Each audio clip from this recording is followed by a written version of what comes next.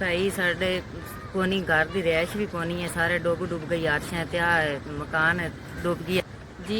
बंद ते बैठे हैं, सारा कुछ इतने सट्टी बैठे हैं, आरशें लोड़ गई है, साढ़े को कुछ भी नहीं रह गई, साड़ी कोई इमदाद करो जी।